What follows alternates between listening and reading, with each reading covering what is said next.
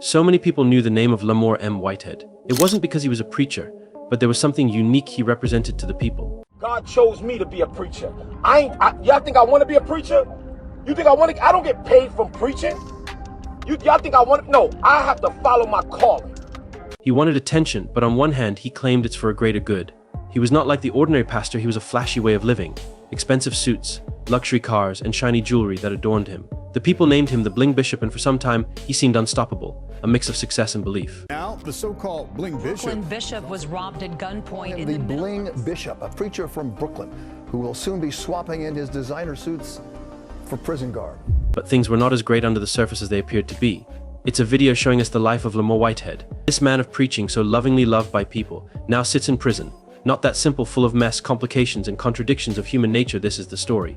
What made Lamor choose this way? Temptation of money or the thrill of power? And was it a deeper cause that led to his ultimate failure? We are reading not only the news report, but the whole picture, including his background, the level of stress he was encountering in the job he undertook, and the various decisions he made when everything was focused on him. Lamor's story is about more than just crime, it's about ambition, faith, and the line where confidence turns into arrogance. We'll look at how he rose to fame in the community, how he drew people in with his charisma, and how he slowly started to blur the lines between serving the community and serving his own interests.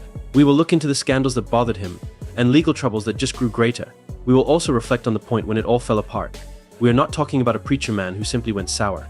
It is a story about how quickly power makes one change, and how badly searching for money can corrupt even the noblest individual. We're going to give you all the facts from the rich lifestyle, scandals, accusations, to why the Bling Bishop went to prison. You'll see at the end of this video not just the rise and fall of a preacher, but the human weaknesses we all possess, exposed more so through fame and fortune. The truth about Lamor Whitehead, without hiding or embellishing, but the plain facts. And don't forget to subscribe to our channel before we begin. He became popular both with a sermon, and that made an impression. Because a thing's appearance determines most its worth, applied himself to promotion, had only the finest clothes donned, and rode in the greatest car to keep things inside within one's view, suggested prosperity.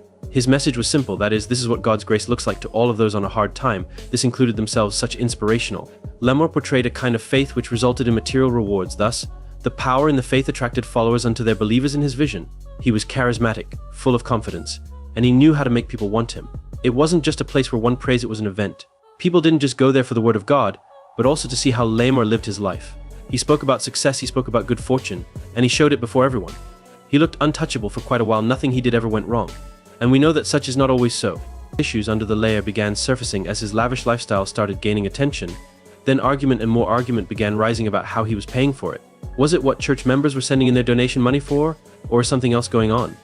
Charges against cheating and money matters threw him into a plethora of investigations in which he ended up locked into them. The biggest controversy was based on an allegation that Lamor used his position to deceive his members in the church.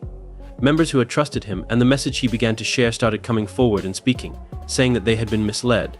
He is accused of promising to help members of his church with their financial needs, but instead took the money. These are human beings, victims telling true stories. They narrate how they felt betrayed or used by a leader in whom they had trusted him as a guide and as one to lead them. He knew so many influential persons, and this was to make others suspicious of his intentions. Was he doing this to his advantage, or was he using the position he held in church to befriend those that would protect him? And as people dug deeper, more questions arose, which were not very assuring. Before too long, the accusations rolled over to Lamor. To be sure, only the law listened. Fraud and extortion and miscellaneous accusations flooded Lamor's ears and mail. Investigations turned up a man who had played to the extreme with charm and position to appropriate his best opportunities to inflict damage upon the people trusting him most. The charges were serious, and the evidence clearly pointed in that direction. Court cases followed a pattern of lying, false promises to needy people, money obtained by deceit, and a lifestyle spent on the people he was supposed to help. Almost like a circus and theater where the case would unfold itself. The young entrepreneur had told so much goodness and prosperity of Lamor to people around them. Now he is being forwarded to a judge. Tales of how money had been squandered, business deals gone sour, and more anecdotage as it had to do with tales and wounds from those whom Lamor Whitehead had offended come bursting like a torrent of misfortunes to be told the man responsible, Lamor Whitehead, straight to jail. So what went wrong in everything? The key point in the story of Lamor was not one thing, it was the series of decisions that had taken him much further from the values which he stated he believed. It was the choice, putting money ahead of honesty, regarding his followers no longer as people to assist but more as tools that would suit his purposes. He lost his good reputation when he got arrested. This was something of a surprise to the church members and left many in a disappointed mood. His followers, that is, the people who used to admire him, would have to deal with having the man they trusted lied to them all along. The effect was terrible both in terms of money as well as feelings.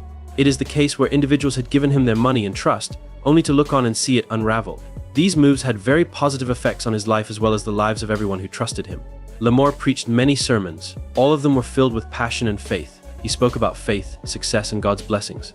But now the words sounded empty when standing against the truth. The videos of his sermons, which used to be inspiring, reminded people of the gap between what he said and what he did.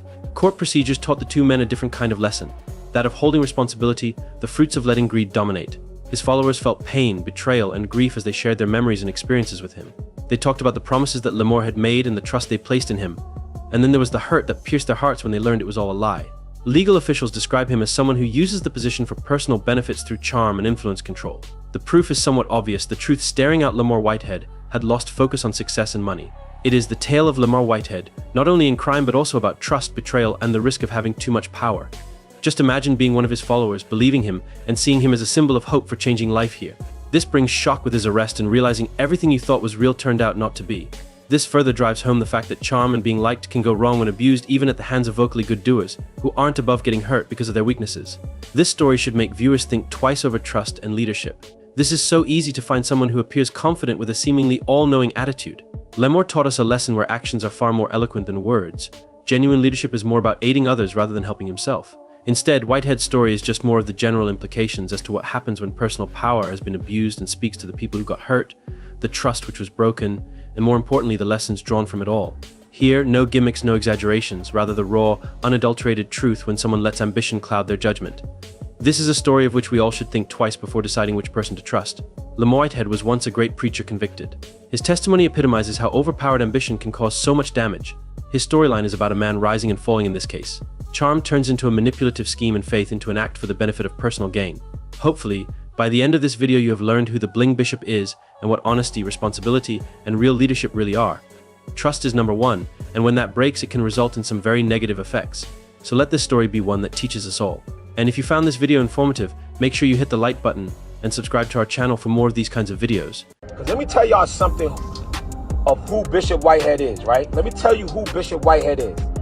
Bishop Whitehead is going to say it like he want to say it, and I'm going to tell it like it is, because I ain't scared of none of y'all. Comment down what else you want to see next, and also tell us what is your opinion on Lamor M. Whitehead or Bling Bishop. See you next time. Thank you.